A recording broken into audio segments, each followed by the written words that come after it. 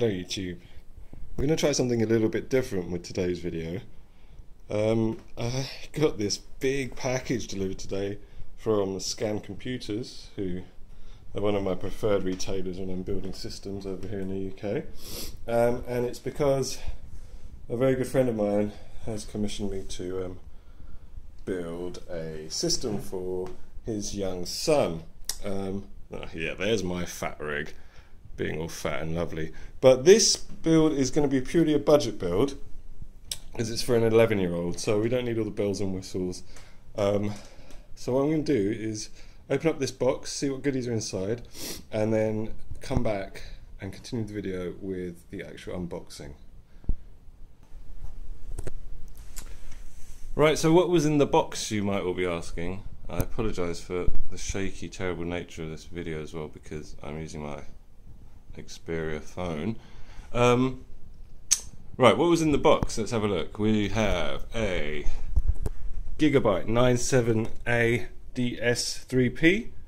Again, this was bought as a value choice, not for any performance reasons. There's going to be no overclocking done on this system, so it didn't really matter which board we went with. I mean, Gigabyte's a good, well-trusted brand that most of us have had parts from in the past.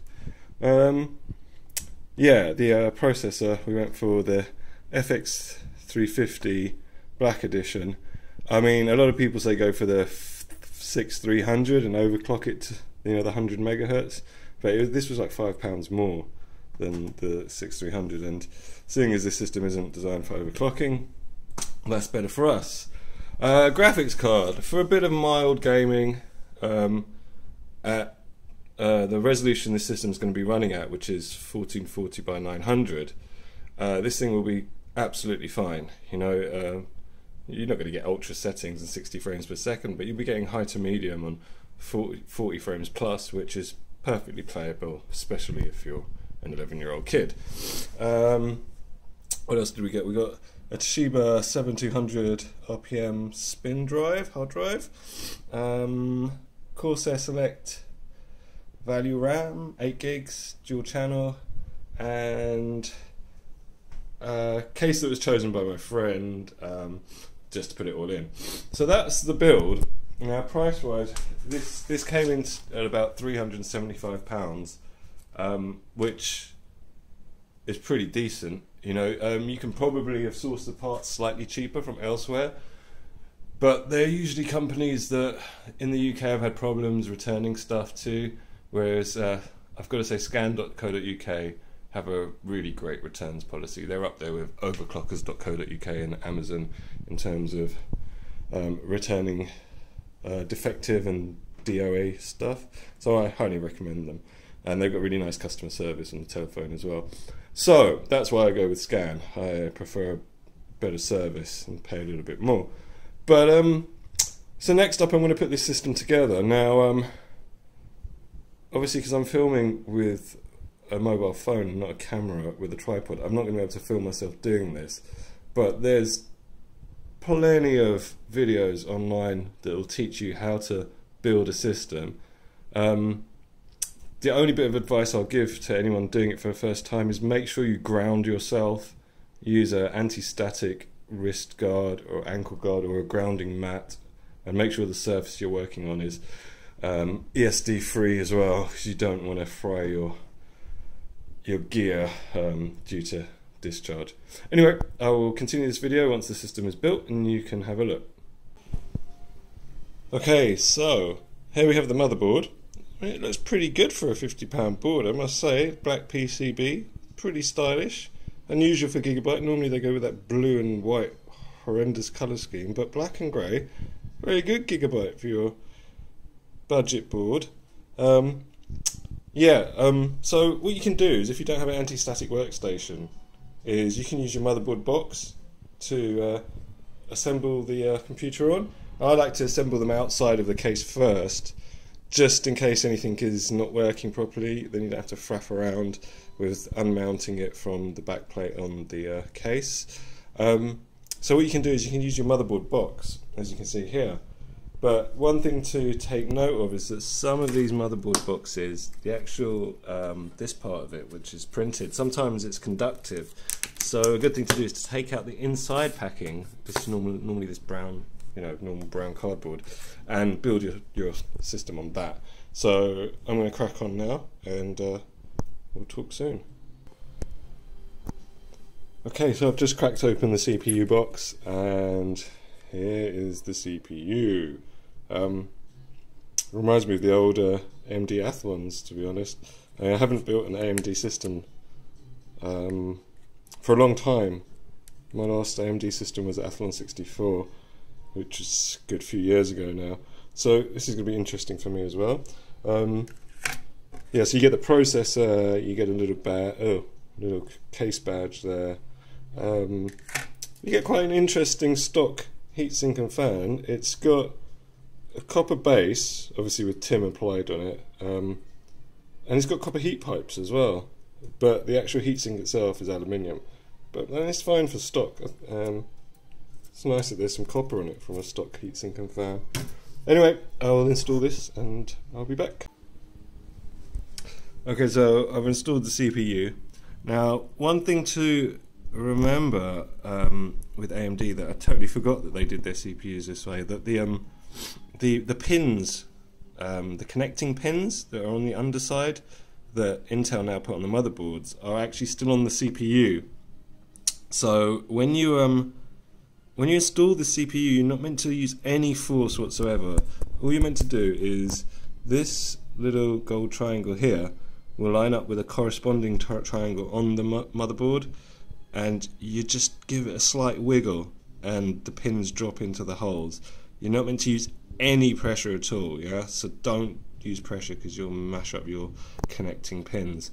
Once that's done, this bar here can be pushed down and it locks the CPU in place. So next I'll put the heatsink and fan on, get the RAM in, and get the hard drive connected, and yeah, see if this baby will fire up. Okay, so we now have the heatsink and fan installed. It's a pretty easy job. One end clips down onto plastic there, and the other end has a similar clip, but it also has a, if I can focus, it has a release lever. This you pull up, it pops up, and the other side can be lifted and taken off. It's all pretty standard. Reminds me a lot of the old AMD heatsinks and fans. So yeah, next I'm going to install the DRAM, and with the RAM, I mean, you're best to usually buy two sticks that are matching to get them running in dual channel, and to get them running in dual channel you'd have to put them in the corresponding slot. So if you've got one in the grey, the other one goes in the grey, you've got one in the black, the other one goes in the black.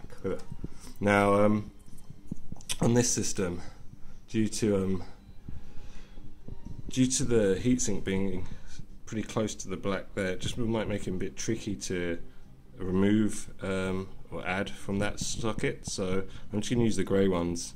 So I'll install that and then I'll be back. Okay, one thing I forgot, well, a couple of things I forgot to mention about the RAM is when you're installing it, you pretty much just push these two clips down on either end, and you can slide the RAM stick in there. It'll only fit one way because the length of one side is longer than the other, and the stick of RAM has a guard in the middle there, so you can't put it in any other way. So if you're trying to put it in and it's not going in, don't force it because you're probably going to break it. Just take it out and check if it's the right way around, and then you simply just put pressure down on these two parts once it's in, and it pops down, and these clips will automatically snap up and it will be locked in place. So I'll try and do that with the other stick with one hand, but it might be a little bit awkward, so bear with me. If you can see it, I don't know. Right, here we go.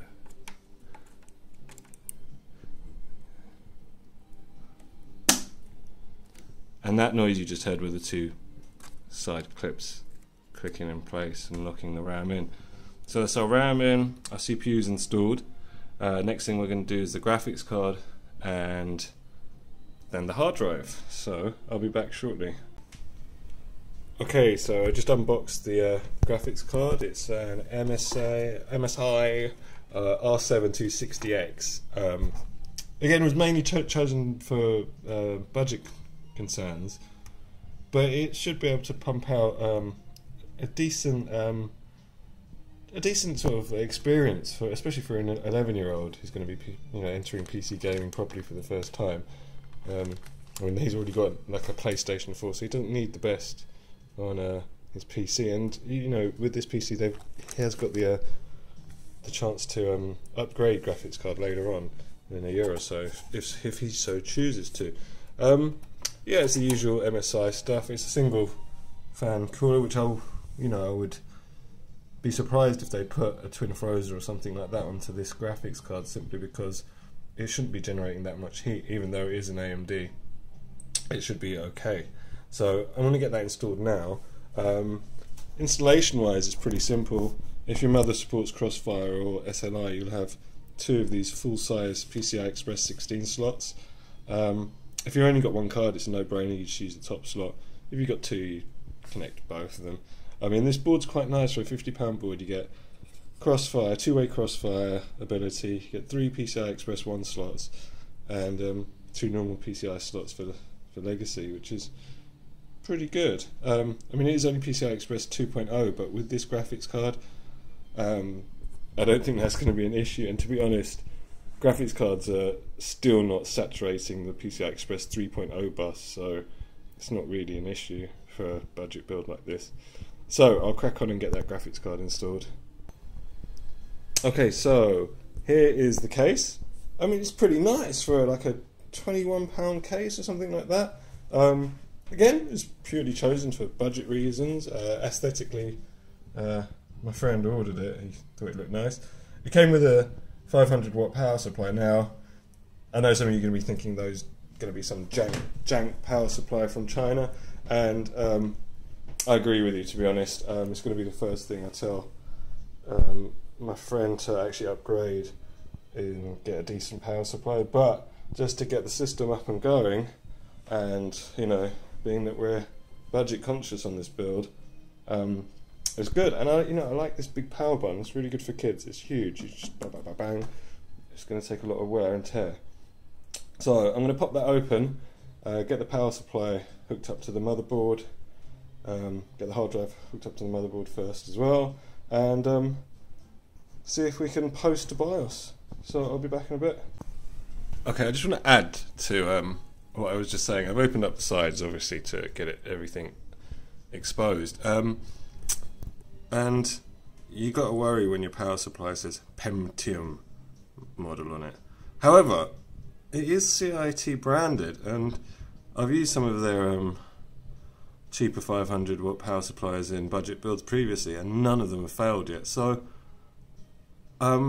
maybe it's not as bad as the onboard PSUs I've had in the past with budget cases. So we'll give it a try. But I mean, it is Pentium and it is made in China. But anyway, fingers crossed. Let's get this all set up. Okay, so another thing that you're going to have to do when you're wiring up your system is to get your front panel on the case actually working, and those headers are usually at the bottom of your motherboard. So my phone is really crap at focusing, but you can see there's power LED, speaker LED, power button, reset switch, all this stuff, and they're all on 2 pins, and most of them don't matter which way round you put them on. But anything that requires an LED, like the power or the hard drive light, the polarities need to be the right way around for the LED to work.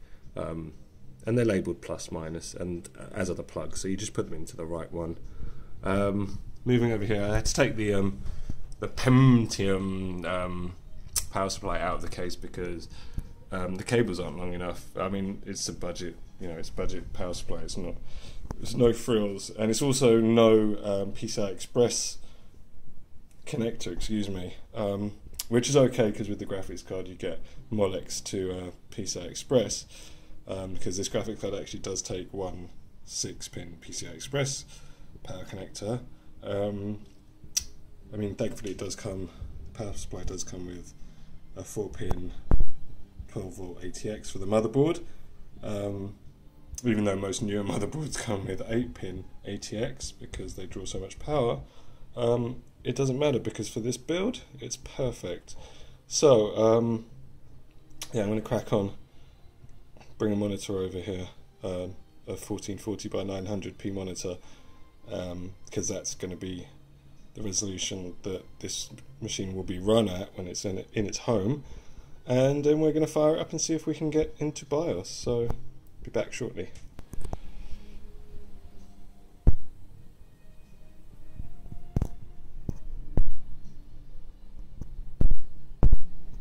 Okay, it looks a bit like Spaghetti Junction here because, well, frankly it is, mainly just due to the amount of adapters and stuff we're having to use.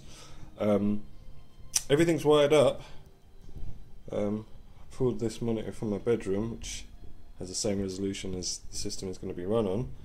So let's hit the power button, see what happens.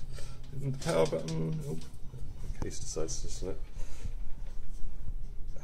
The fans are spinning.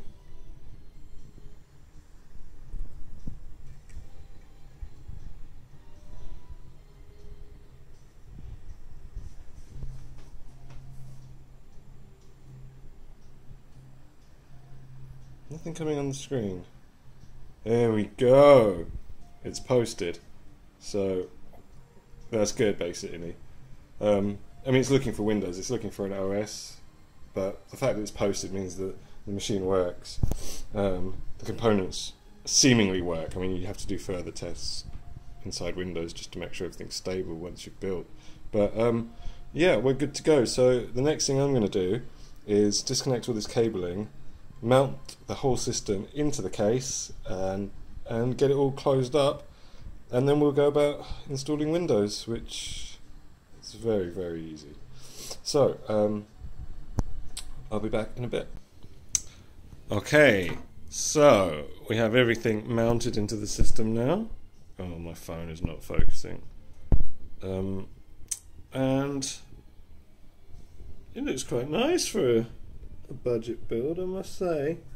I mean, it was a bit of a pain in the arse, to be honest, working on inside a tiny case that didn't have all the edges rounded, so it's like the old days of cutting my hands up a bit.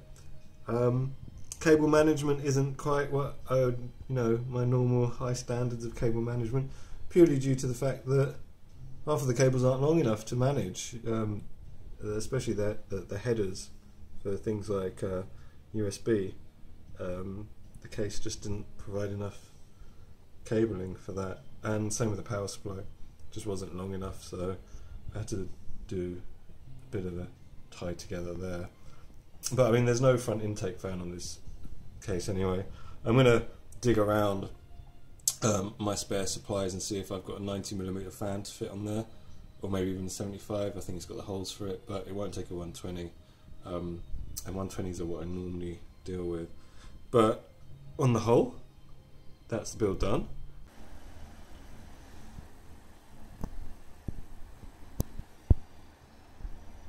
And here is the finished build. It looks pretty cute. It's a cute little PC.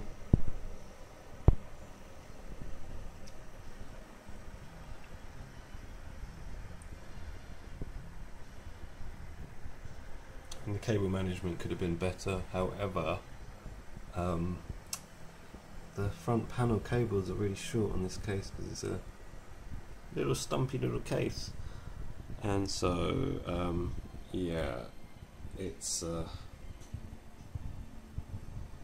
not, cable management's not ideal, but I mean, it should be okay, it should be sufficient. And this case doesn't actually have a mount for a front intake fan anyway, so there's no cross airflow coming in that's going to be disturbed by the cables. It's just got there's two like grills on the case, side panel, where is it? Yeah. It's got holes drilled for 90, 100 and 120mm fans, which is quite nice. But I only had a 290 spare. They were just sitting by idle, so I put one in the back of the machine, one on the side, lower down, mainly because this motherboard's fan connectors are in weird places, and also this exit fan here will be exhausting all of the CPU's hot air that's coming out here, and also there'll be a grill there for some of the hot air to be expelled through. And down here, I mean, the graphics card will be pumping air down into this bit here, so I've positioned the other case fan to be about here as an exhaust as well to help the graphics card breathe.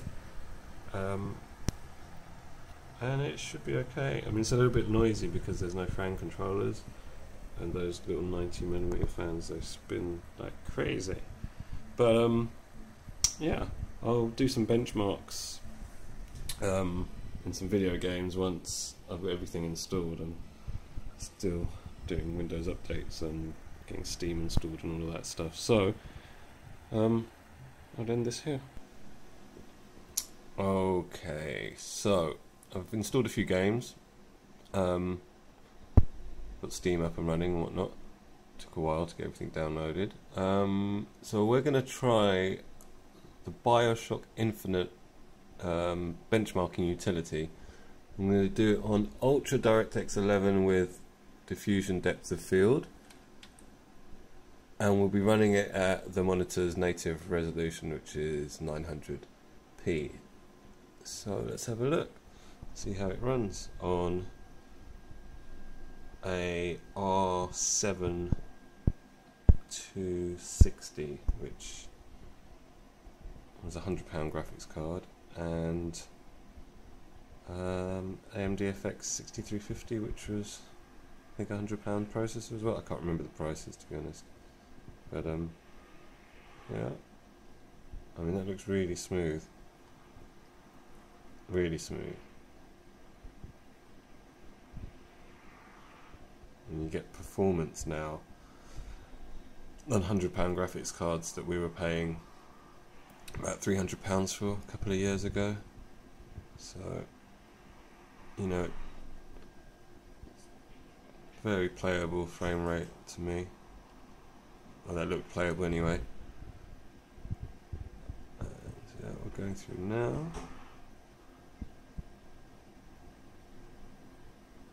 Yeah, I apologise for this not being frapsed or anything, but yeah, I've been busy installing other stuff.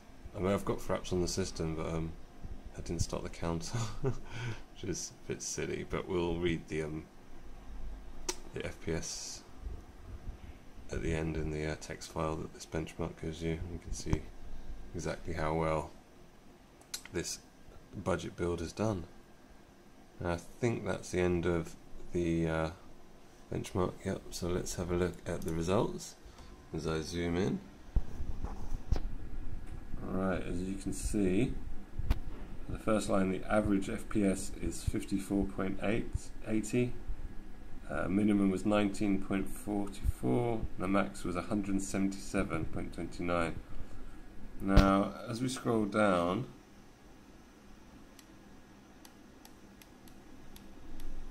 yeah, the lowest minimum FPS that I've seen is that 19. On average, it's between about 20 and 50. So look, minimum 53, average 51, high 54. I mean, these frame rates are perfectly playable, like with a good experience. You know, everyone bangs on about 60 frames per second, but it's to do with your own eyes, if you notice that difference. I mean, most people from about 45 upwards, they don't really notice the difference between that and 60. But I mean, obviously those of us that game quite a lot, we've got high refresh rate monitors, etc., we do notice it. But for the average person, which is going to be the sort of person who's going to have a budget build gaming PC, those frame rates on ultra as well, on ultra setting, are really good. So I'll be back when I do some more benchmarks on this thing. See ya. Okay, so we're going to do another little benchmark on this rig. On Thief, it's on normal settings, which is what it auto-detected. So I'm going to start the inbuilt benchmark now. Let's see what results we get.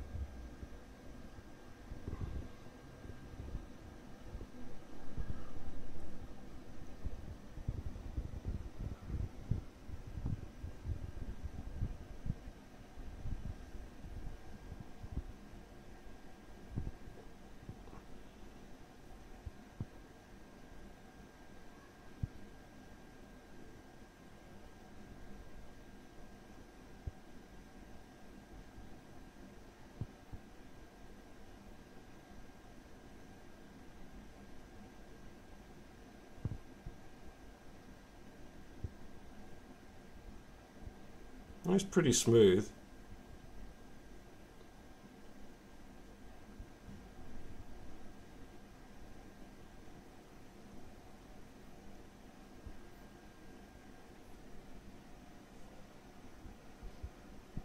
Let's have a look at the results.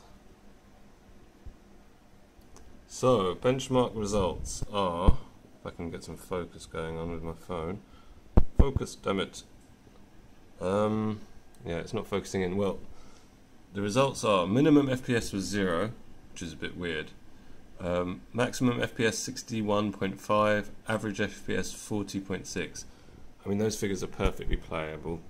Anyway, okay, I think this is going to be the final benchmark, just because I don't have time and I have to drop this computer off to its owner. It's Tomb Raider. Native res, which is 1440 x 900, and it's on the default settings for this graphics card that the game configured itself, which is mostly normal. So let's start the benchmark and see what happens.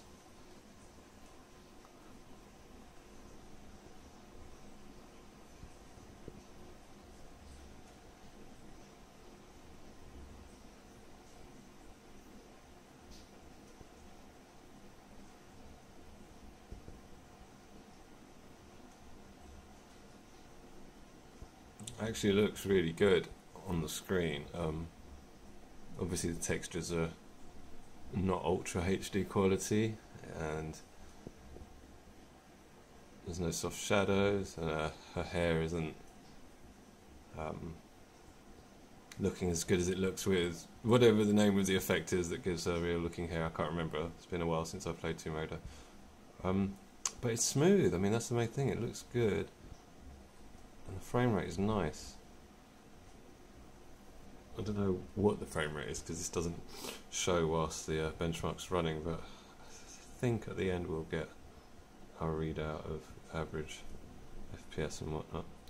There's the beautiful Lara looking sexy as ever in her new rendition. Okay, let's have a look. Minimum FPS 54, max FPS is 60. Oh yeah, because VSync is on. So I mean, this game the settings can actually be bumped up a bit. So there you go.